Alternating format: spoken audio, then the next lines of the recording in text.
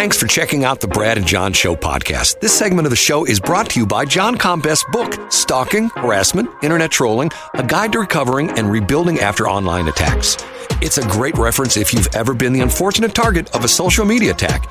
It's available on Amazon. Just search John Combest. That's C-O-M-B-E-S-T, John Combest, and the book will show up in your search results. Now it's time for another segment of the Brad and John Show. Can you handle it? I'm Eggburt, the owner of this station. Check out my website at eggburt.com. That's E-G-G-B-U-R-T, eggburt.com. Now it's back to Brad and John. Check out their website at bjshow.co. The BJ Show? Come on, guys. Anyway, here's B and J. Well, you know what? Now I'm really confused. I got a text here from Camelia. She says your streaming hasn't been down a few drops, but it's been on.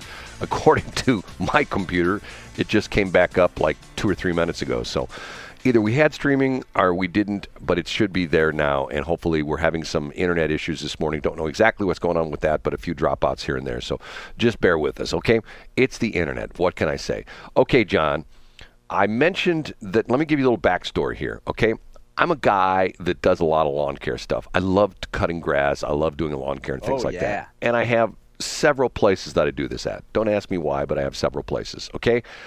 There's a chemical that I cannot find as a consumer. I think you have to be like a professional land person, groundskeeper or something like that. Professional, what do you call it? The guys that do the applicator. Okay, yeah. There's licenses for that, correct? That's correct. Yeah. Okay, there is a chemical that you can spray on the ground and essentially will sterilize the ground and nothing will grow there for like a year. You know what I'm talking about? What's it called? I don't know. I mean, but oh, you're asking me. Yeah, okay, I mean, it could be several things. So what you're talking about, and I think folks that anybody who has a lawn should care about this, pay attention to this, I think. So Brad, what you're talking about, and I'm sure you know this, but that's called a non-selective. I didn't know that. Yeah, so a non-selective means it kills everything. Now, a selective herbicide, when folks go into Home Depot and Lowe's and Walmart and everywhere else, and they purchase their weed and feed, that might have a little fertilizer and a herbicide. Right. Those are selective. Right. Because the herbicide selects which plant it kills. In other words, it leaves your grass beautiful and lush and kills the broadleaf weeds that you don't want in there, the dandelions, etc. So, Brad, what you're looking for, and when you have a conversation with folks, ask them you want a non-selective herbicide, something that kills everything. Okay, so here's what happened. I went to last year. This was near the end of the season. Last year, I went to buy some regular old Roundup. And I usually buy the concentrate because I mix it up myself. How about that, okay? So it was on the expensive side. So I took a second choice where right next to it was Spectracide. You know Spectracide, which I believe Absolutely. is a local St. Louis company, isn't it? Same active ingredient. Right. But it's not. Because, yeah, it is. No. Here's the interesting thing. I buy this thing that says it kills weeds and they won't grow back for 5 months, okay? So I bought this stuff. And I bought it near the end of the season, and I didn't use it, okay? So far I've used it this season, over the last month, 3 or 4 times.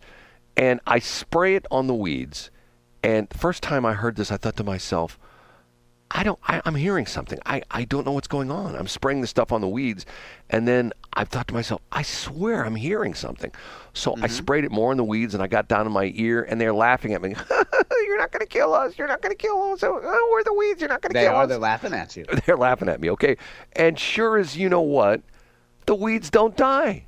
I mean, interesting. Days go by. So what I would do, sorry to interrupt, Brad, but what I would do is look at the active ingredient, and maybe you and I could have a conversation even offline about it to make sure that it is what it says it is, that says that it's, if it's glyphosate, which is non-selective, so that's what most folks know as Roundup, or the generic version of it, will kill everything. Now, Brad, you should also know that there are some weeds that are like there's a Roundup formulation that's sold by Scott's that is on tough to kill weeds. So, for example, Roundup doesn't work great, Brad, on poison ivy. There's a handful of weeds that Roundup does not work well on just based on the chemical composition. And I have the chemical for that. I bought that for several years. You know what that's called? It's called Agent Orange. No, it's called Crossbow. Okay, yeah. I don't know what the active in crossbow is. Okay, but let me go back to the spectricide. Go ahead. Because I look at, and I did exactly that. That's the reason I bring this up. I looked at the label, expecting to see glyphosate. Is that what you call it, glyphosate? Glyphosate, yeah. pH, glyphosate. Glyphosate, okay? Mm-hmm. And it doesn't say glyphosate. It says dicamba. Oh, yeah. Well, Brad, that explains then. Now, I should also point out, too, and this is important, is that there are different formulations of Roundup, Brad. So remember, now, as attorneys, Brad, drilled into my mind for more than a decade, there is no such thing as Roundup. Right. There is only Roundup brand agricultural herbicides. There's an active ingredient called glyphosate, but if somebody says, I sprayed Roundup, no, you didn't. You sprayed Roundup brand agricultural herbicides, and there's different formulations of it, Brad. So if your Roundup has dicamba in it, maybe it doesn't have have glyphosate. But this wasn't Roundup. This was spectricide. Okay, so Brad, here's why. Whatever spectricide that you purchase, I bet you it had 2,4-D and dicamba. So that's a selective herbicide. So that's not going to kill every weed. So if you have a narrow leaf weed like crabgrass, that it's not 2,4-D and dicamba aren't going to kill that. There are many weeds that dicamba won't kill. Well, so far it hasn't killed anything. I'm telling you, the weeds laugh at me. He's spraying us. It feels good. Then, so you would enjoy this, Brad, and I think some listeners would too. If you just look up broadleaf weeds versus narrowleaf weeds, like broadleaf weeds, in other words, versus grasses. So they're what are actual grasses that are weeds that dicamba and 2,4-D won't kill. So if you're spraying weed and feed, for example, you're not going to kill a lot of these weeds. You're going to kill dandelions, but you're not going to kill plenty of weeds in your yard. Okay, so you were kidding when you say Agent Orange, because Agent Orange is the infamous chemical that was dropped. It was a herbicide, yeah. And at one time you could buy it, Brad. Could you really?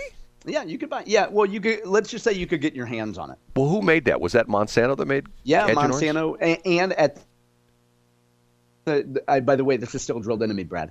At the request of the government contracted with a number of companies to manufacture these herbicides. When our troops were getting killed in Vietnam because the bad guys were using the jungle as cover, American troops would go in and spray fast-acting herbicides over the tree leaves, and they all had different color. The name of the barrels, Brad, you probably knew this, but the barrels all had different colors to them, so you knew what herbicide. There was Agent Purple. There was Agent Pink, and the one that was used most actively was a blend of 2,4-D and 2,4,5-T, which is called Agent Orange. And that's the one that folks have alleged had deleterious health effects on veterans. If for those of you who are new to the show don't know, you're thinking, how in the world does John Combest know all this stuff? He spent many years working for Monsanto, then Bayer, and traveled the country, and even to a certain extent, you moved around the world for a while as well, too. Well, I visited Germany. That's about the extent of my world stuff. But in the United States, particularly in Brad, when you talk about dicamba and Roundup,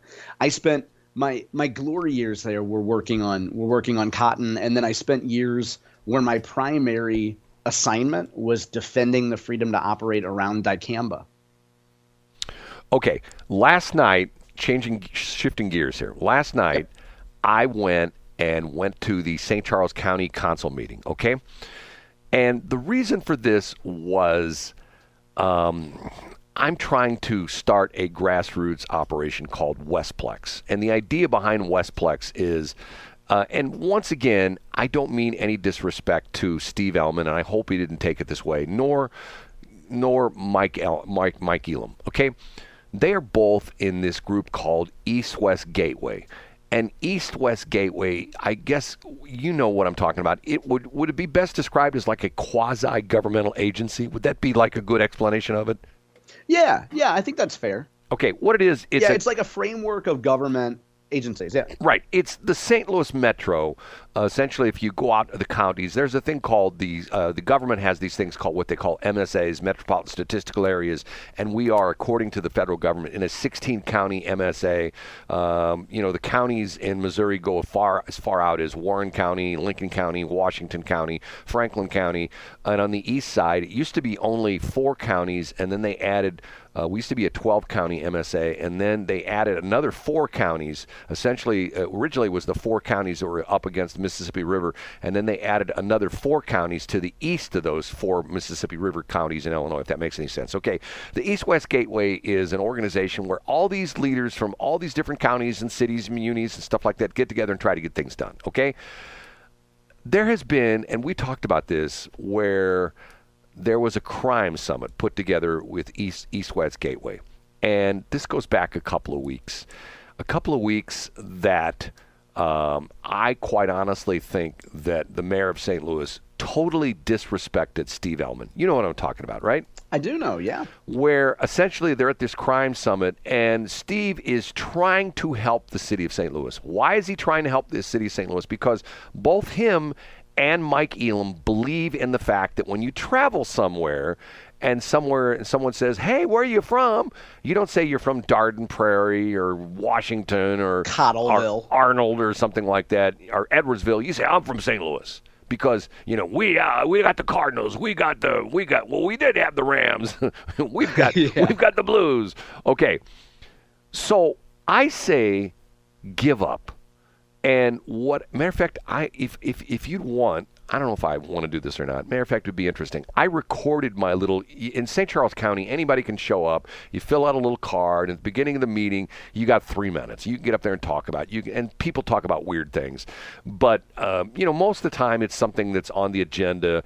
And when I filled out my little card, you have to tell them what you want to talk about. And my little talking points were naval terms, okay? So the lady reads. Oh yeah, I know where you're going with this, Brad. You don't mean navel gazing. No, the lady reads my name and naval terms, and people start looking naval terms. I start out by getting a little intro into it. That years ago I went to it was a Salvation Army meeting, and I was on the board of the Salvation Army for helping them help out in St. Charles County for raising money for the bell ringing campaign. Okay. And one of our guests, every year we would honor someone at the luncheon. We call it the kickoff luncheon. It happened in November when we started the bell ringing season.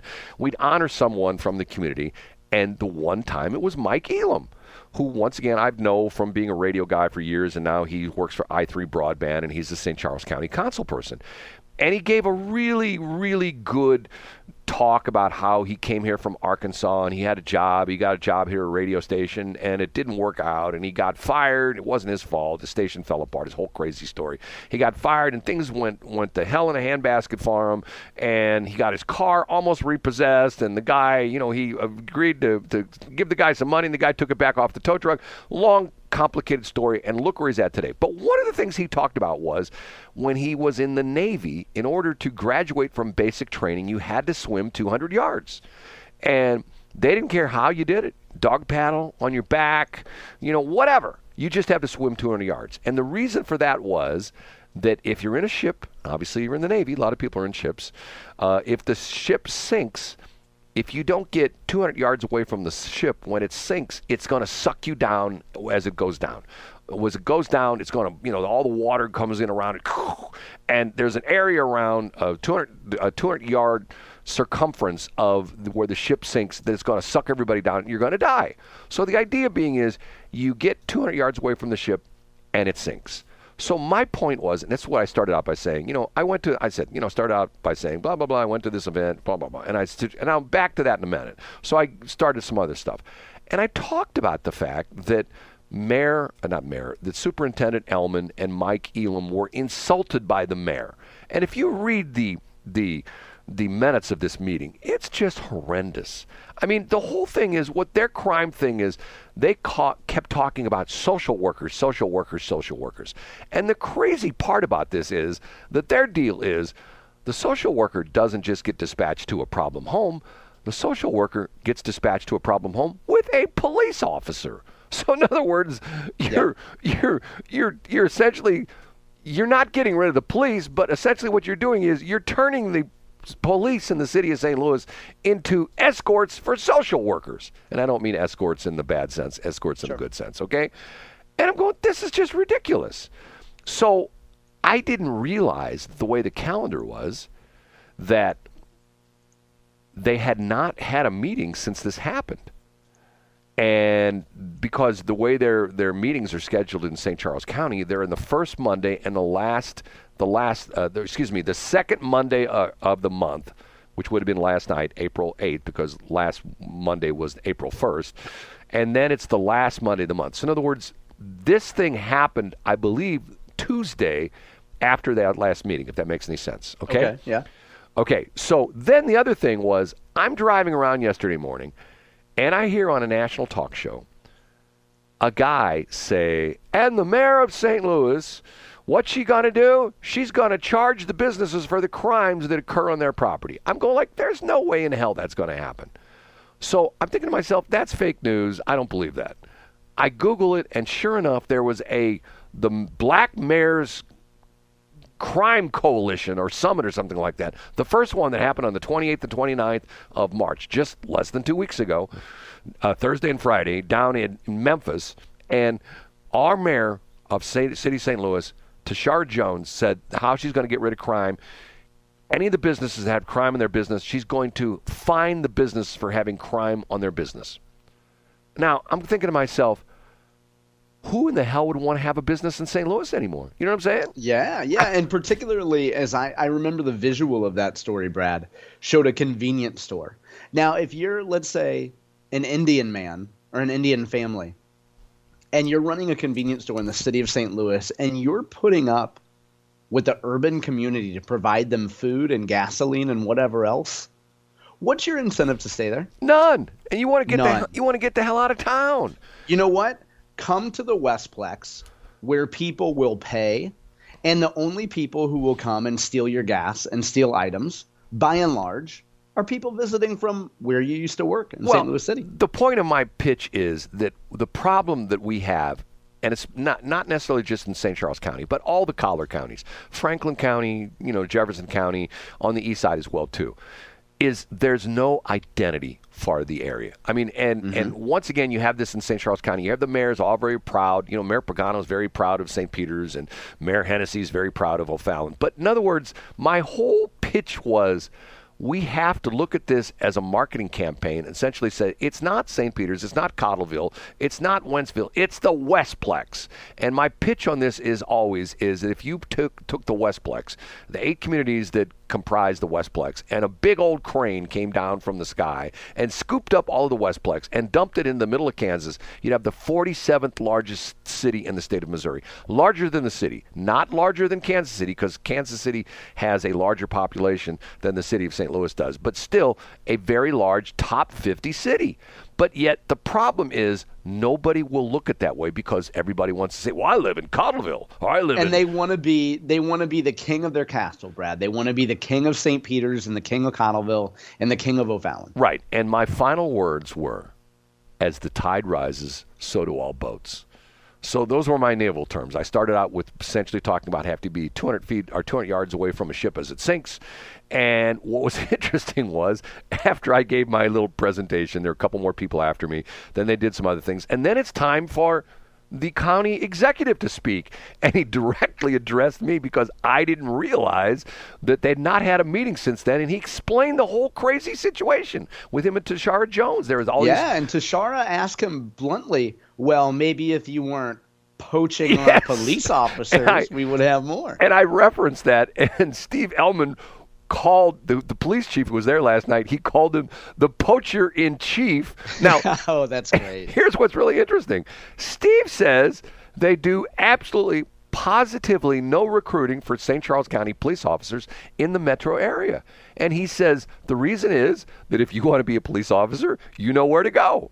Yeah. So are you telling me that there's some police officers that decide at some point they've had it with the city and they want to go, I don't know, to St. Charles County? They do that on their own? It doesn't require a coordinated lobbying and recruiting effort, Brad? You mean that police officers can read the news or watch television or look out their window and see crime? Well, I think more importantly is that they know that in the counties of St. Charles County and even Franklin County and Warren County to a large degree, they know that the police officers are for the most part respected and taken care of by the government. They're not the enemy. Right, they're not dissed and they're not understaffed. And once again, to this day, the city of St. Louis has what? $500 million? Isn't it still like $500 million sitting in the bank account or from the Rams settlement? Yeah, that's right. And yet, think about the police officers they could hire with that kind of jack in the bank. You know what I'm saying? I do, but think about the playgrounds and basketball hoops, Brad, and also the reparations that could be paid out. John. Okay. We have to take a break. Thanks for checking out the Brad and John Show podcast. This segment of the show is brought to you by John Combest's book, Stalking, Harassment, Internet Trolling, A Guide to Recovering and Rebuilding After Online Attacks. It's a great reference if you've ever been the unfortunate target of a social media attack. It's available on Amazon. Just search John Combest. That's Combest, John Combest, and the book will show up in your search results. Now it's time for another segment of the Brad and John Show. Can you handle it?